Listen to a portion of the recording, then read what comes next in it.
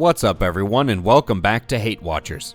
Today we're breaking down and reviewing the season finale of Ahsoka, episode 8, entitled The Jedi, the Witch, and the Warlord, because someone ran out of creativity after 7 episode titles. Remember to stay tuned to the channel for a complete season review of Ahsoka, as well as a video of the funniest clips and scenes from season 1. Without further ado, let's get right into things. Spoilers ahead.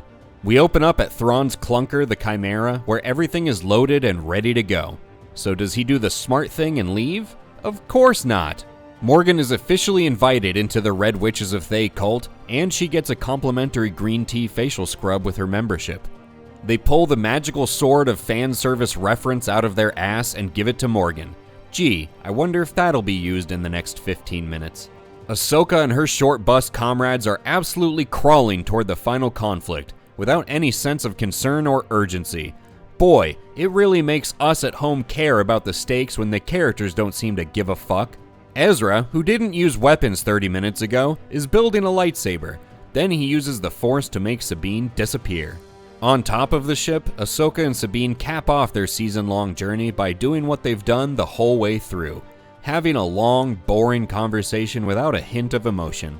Some TIE fighters show up just in time to kill these mannequins, but they can't really seem to hit anything, so maybe the pilots are flying with their eyes closed. And maybe that's why they don't even bother moving when Sabine decides to just fly straight through them. Then, on the other side of the hill, Sabine and Huyang are fine, unharmed and walking around immediately after ramming 2 other ships and crashing. Ezra says, "This is gonna slow us down a bit." Which makes no sense since they were already going at a snail's pace to accommodate the crab people. Thrawn says, hey, since they don't have a ship anymore, we should prepare for a ground assault. And the show treats this like a brilliant tactical maneuver. Morgan is super obsessed with her gift shop replica sword, wearing it everywhere now like a weeb with a katana. Huyang is mentally checked out of this show and doesn't even bother stopping the crab people from hotwiring and stealing their ship.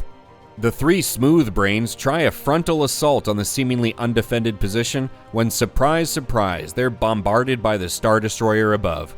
But of course, they're entirely unharmed and not even slowed down.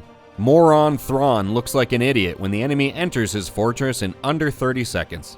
Then the cannon fodder troopers all move in slowly, waiting for their turn to be killed in cringy scenes like this.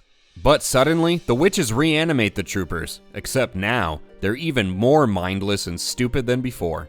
They pursue the sorry excuse for heroes this show has in what is like a zombie chase scene, but if you removed all of the stakes and tension and danger and excitement.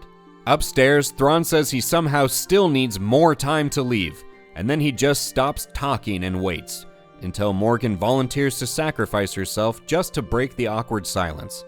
But when the time comes, she just stands there and allows Ezra and Sabine to walk right past her. Bitch, you had one job. Ahsoka then faces off with Morgan. Hey, where the fuck are Shin and Baylan? Looks like they're wisely avoiding this dump of a finale. While fighting some undead death troopers, Ezra just forgets he has the Force. But Sabine, on the other hand, just gets the Force out of nowhere. Glad to see those 6 minutes of training 5 episodes ago paid off. Then, less than a minute after popping her cherry on the Force, Sabine is ready to just wield it with ease, now able to push Ezra across great distances, giving us this painfully stupid scene. Ahsoka, who's taken her duel to the roof, gets lucky when all of the zombie troopers stop their murderous rampages to just sit there and watch. But when Sabine shows up, the troopers care once more and remember they have guns. Ahsoka's movements just become so slow and painful that Morgan gets distracted, giving Ahsoka the opportunity she needs to steal her replica blade and kill her. Now on Thrawn's ship, Ezra considers just leaving these 2 shitty characters behind. Ahsoka and Sabine head off, and now the troopers are back to not firing at them. Then they're back to firing in a big way. The pair hop in their ship and chase after Thrawn, but he calls them up to let Ahsoka know that she's trash before busting off into hyperspace. Defeated, Ahsoka and Sabine return to the crab people, and we finally see Shin looking gothier than usual as she returns to the random raiders holding her laser sword in the air like Highlander. Then we jump to Baylan, who's the king of Gondor or something now, and the show just pretends like this storyline has been explained. Thrawn's ship arrives at Dathomir, and the New Republic lets another enemy vessel with an unknown pilot dock with their ship. Lucky for them, it's just Ezra who's like, "Hey all, I did it. I got rid of Ahsoka and Sabine." And Hera flashes a knowing smirk and says, "Good job, kid." Back in the other galaxy, Sabine is like, "Hey wait, did we just switch places with Ezra and Thrawn? Is that all we did?" Then the show jams in one final fuck you distraction so you'll think that the show ended on a high note. And with that, the episode and the season comes to an end. Well, we've reached that point in the video where we have to decide if this episode was a great watch or a hate watch. This episode was a hate watch because it was dumb as fuck from beginning to end. But also, a finale is your chance to really do something special and tie everything up in a nice, presentable manner. But Filoni decided to hell with tradition. Let's just string together more plot contrivances and vapid Star Wars references and call it a story.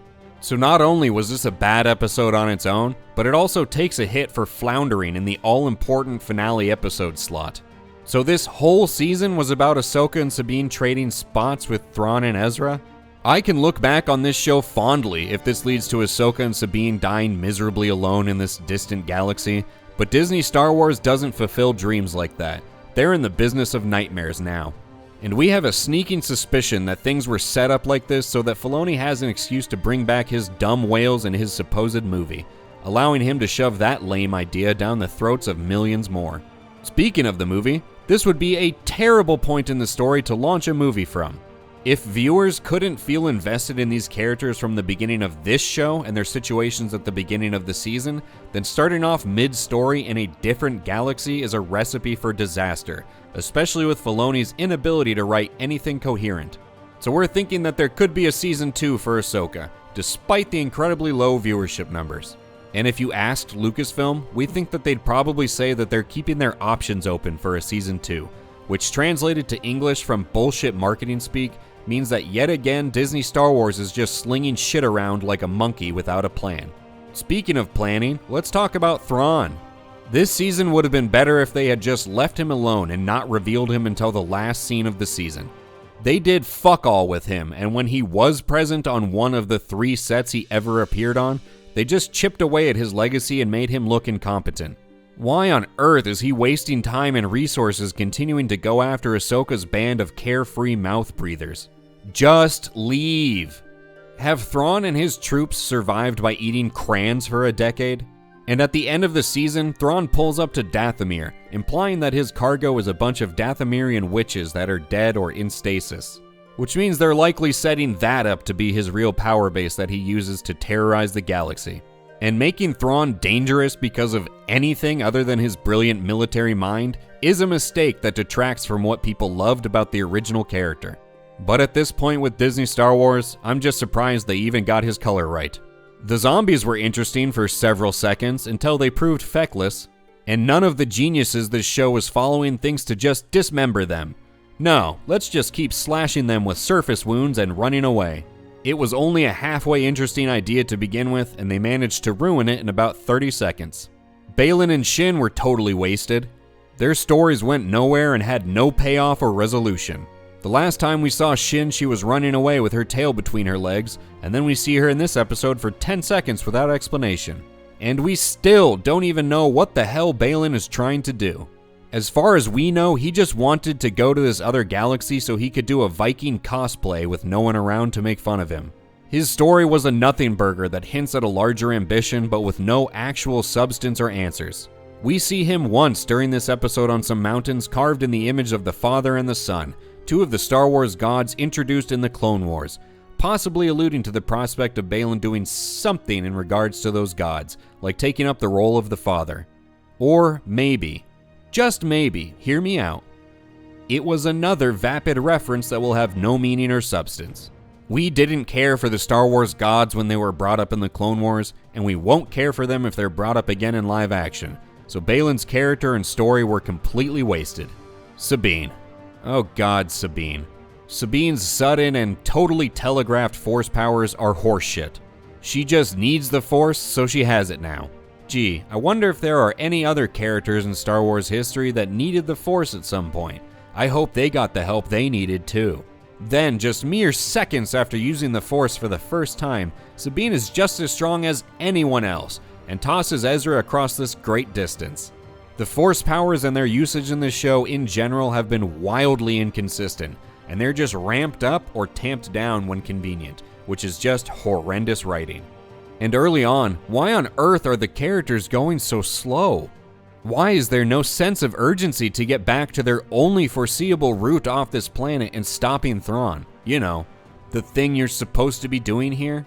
They're seriously just inching along and accommodating these crab people for no fucking reason. And as we said in the last video, these characters don't seem to give a shit about stopping the big bad, so why should we care about the stakes? It's a terrific way to pull your audience right out of the show and make them wonder why they're watching this crap at all. And how did Ezra just casually get off Thrawn's ship with one of their shuttles? And the TIE Fighters scene. My god, this whole show is just one stupid thing after another.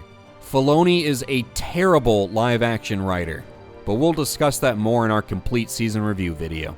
What did you think about this one? Would you have any interest in a season 2 of Ahsoka? Do you think Dave Filoni hires someone to write his single and lonely posts on Craigslist, or does he butcher those as well? Let us know in the comments below. Also, like the video if you liked it, and subscribe to HateWatchers to catch the season end videos for Ahsoka, as well as reviews of other current shows and movies. Thank you for eating crayons with us today, and we'll catch you on the next one.